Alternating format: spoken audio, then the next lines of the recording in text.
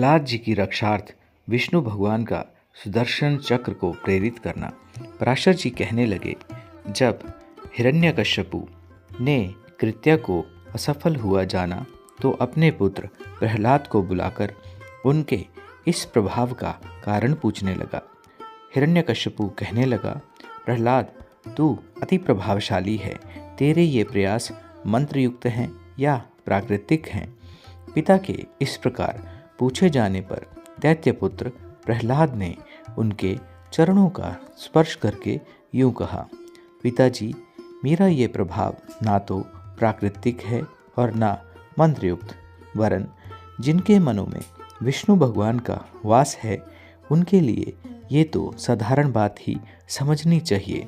जो व्यक्ति अपने सदृश अन्यों का अहित नहीं विचारता, कोई कारण ना होने पर उसको कोई बुरा नहीं हुआ करता। जो व्यक्ति मन, वचन या कर्म द्वारा अन्य व्यक्तियों को कष्ट पहुंचाता है, उसे अत्यंत अशुभ फलों की प्राप्ति हुआ करती है। अपने सहित संपूर्ण प्राणियों में श्री हरि को विराजमान जानकर मैं ना तो किसी के अहित की कामना करता हूँ और ना कहता हूँ। इस तरह शुभचित होने से मुझे शरीर संबंधी, मन संबंधी, देव संबंधी या भौतिक पीड़ा किस प्रकार मिल सकेगी। इसी तरह ईश्वर को सब भूतों में व्यापक हुआ जानकर विद्वजनों को संपूर्ण प्राणियों में नीति करनी चाहिए। ये सुनकर दैत्यराज अत्यधिक क्रुद्ध हो गया और अनुचरों से बोला, इसको 100 योजन मेरे इस महल से ऊपर से नीचे फेंक दो, जिससे ये पहाड़ पर गिरे, जहाँ शिलाओं से टकराकर ये छिन्न भिन्न हो जाए। आज्ञा सुनकर दैत्यों ने प्रहलाद को महल की छत पर से गिरा दिया और वह श्री हरि का स्मरण करते हुए गिर पड़े। प्रहलाद जी के गिरते समय पृथ्वी ने पास जाकर उनको अपनी गोदी में उठा लिया। उनके कहीं भी चोट इत्यादि नहीं लगी। तब तो दैत्यराज हिरण्यकश्यपु परम मायावी शंबरासुर से बोला, इसका आप माया से वध कर डालिए। शंबरासुर कहने लगा, दैतेंद्र, इस बालक का मैं अभी वध किए देता हूँ। तुम मेरी माया की शक्ति को देखो। मैं अभी करोड़ों मायाएं तुम्हें दिखाता हूँ। तब उस दुर्बुद्धि शंबरासुर ने प्रहलाद का संहार करने के लिए हजारों मायाओं को रचा, किंतु शंबरासुर के प्रति मैत्री भावना रखते हुए प्रहलाद जी प्रभु विष्णु का चिंतन करते रहे। अतः भगवान विष्णु की आज्ञा द्वारा प्रहलाद रक्षार्थ सुदर्शन चक्र आ गया, जिसने प्रहलाद की रक्षा की तथा शंबरासुर की समस्त मायाओं को नष्ट कर डाला। तदंतर दैत्यराज हिरण्यकश्यपु ने सबको सुख देने वाले वायु से कहा कि तुम मेरी आज्ञा मानकर इस दुरात्मा प्रहलाद को मार डालो। वायु ने तुरंत ही प्रहलाद को सुखाने के प्रयोजन से उसकी देह में प्रवेश किया। उसके हृदय में आसीन हुए भगवान विष्णु ने उस वायु को पी डाला, जिससे वायु नष्ट हो गई। वायु और समस्त मायाओं के नष्ट होने पर प्रहलाद जी ने अपने गुरु की कुटिया में आना उचित समझा। वायु और समस्त मायाओं को नष्ट होने पर प्रहलाद जी अपने गुरु की कुटिया में चले आए। गुरु जी उनको शुक्राचार्य की बनाई हुई राजनीति को पढ़ाने लगे। तब गुरु ने प्रहलाद जी को नीतिशास्त्र में एवं विनयशील देखा तो उनके पिता से कहा, अब ये पढ़ गया है, हमने आपके पुत्र को नीति शास्त्र में पटु कर दिया है। शुक्राचार्य जी ने जो कुछ कहा है उसको ये तत्वतः जान गया है। हिरण्यकश्यपु प्रहलाद से बोला, क्या तू मुझे बतला सकता है कि राजा को मित्रों से किस तरह व्यवहार करना चाहिए और शत्रुओं से किस प्रकार का व्यवहार करना चाहिए? त्रिलोकी में जो दोनों पक्षों के हित चिंतक हों, उनसे कैसा आचरण करना चाहिए? अमात्म्यों, मंत्रियों, अंतपुरा एवं बाह्यसेवकों, गुप्तचरों, नगरवासियों से किस प्रकार का बर्ताव करना चाहिए? जिन्हें जीतकर बलात् दास बना लिया गया हो, उनसे कैसा व्यवहार करना चाहिए? हे प्रहलाद, क्या तू सही बता सकता है कि करने और ना करने योग्य कार्यों का विधान करना किस प्रकार उचित है? दुर्जय और जंगली मनुष्यों को किस तरह वश में करना चाहिए तथा शत्रु रूप शूल को किस तरह निकालना चाहिए?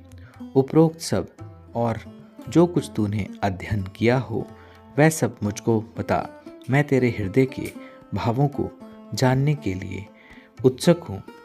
ये सुनकर प्रहलाद जी ने पिताजी के चरणों को स्पर्श करके करबद्ध होकर कहना प्रारंभ किया।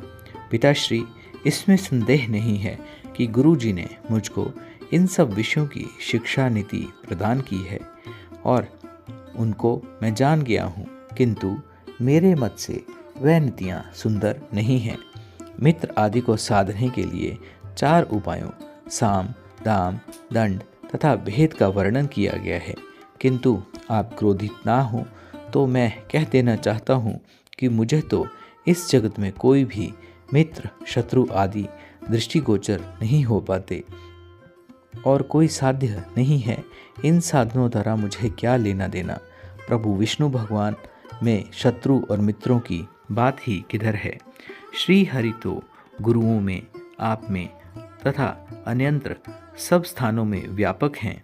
फिर ये मेरा शत्रु है, ऐसे भेदभाव की जगह ही कहाँ है?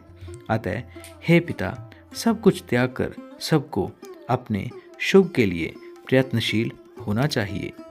हे तात, अज्ञान के कारण ही व्यक्तियों की अविद्या में विद्या बुद्धि हुआ करती है। क्या बच्चा अज्ञानता में जुगनू को ही आग नहीं समझ लेता? जो बंधन का कारण ना बने वही कर्म है तथा विद्या भी वही है जो मुक्ति की साधिका हो। इसके अतिरिक्त अन्य कर्म तो परिश्रम रूप दूसरी विद्याएं कला कौशल मात्र ही हुआ करती हैं। इस तरह सबको आसार जानकर सबको प्रणाम करके मैं उत्तम सार कहता हूँ। राज्य प्राप्त करने की इच्छा किसको नहीं हुआ करती और धन की कामना भी भला कौन नहीं करता, और ये दोनों ही उन्हीं को प्राप्त हुआ करते हैं जिनको कि मिलने वाले हुआ करते हैं। महत्व की प्राप्ति के हेतु सभी प्राणी प्रयत्नशील रहते हैं, किंतु वैभव का कारण तो मानव का प्रारब्ध ही है, उद्यम नहीं। हे महाभाग, निर्बल, अनितज्ञ और जड़ अविवेकियों को भी प्रारब्ध भाग्यवश अनेक तरह के भोग एवं राज्य आदि मिलते हैं।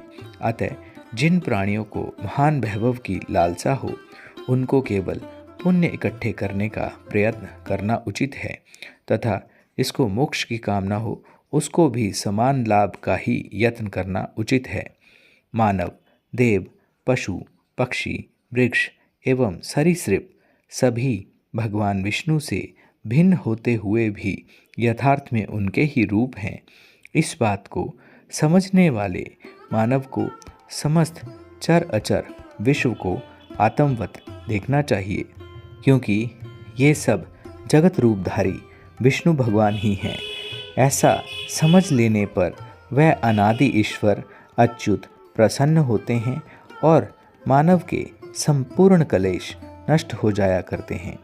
ऐसे वचन सुनकर हिरण्यकश्यपु क्रोध से आग बबूला हो गया और अपने राज सिंहासन से उठकर उसने पुत्र की छाती पर लात का प्रहार किया और क्रोध से अपने हाथों को मलते हुए कहने लगा, तुम इसी समय इसको नागपाश द्वारा बांधकर महासागर में फेंक दो। हमने इसको बहुत समझाया, किंतु शत्रु की आराधना किए बिना ये नहीं मानता।